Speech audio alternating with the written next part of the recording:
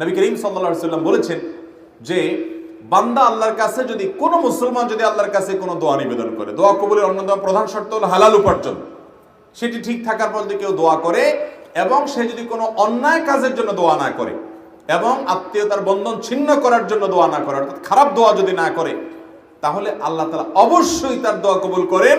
সেটার তিনটা প্রক্রিয়া আছে। এক, সে যা চাইছে আল্লাহ তাআলা সেটাই দিয়ে দিয়েছেন, হয়তো একটু আগে বা পরে।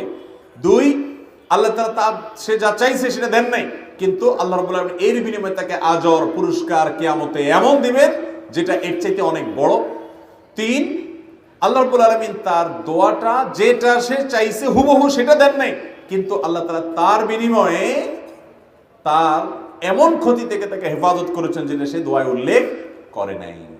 তিনভাবে তার দোয়া কবুল হতে পারে। অর্থাৎ ইমানদারের দোয়া এটা বিফলে যায় না যদি সে শর্ত পূরণ করে দোয়া করতে পারে।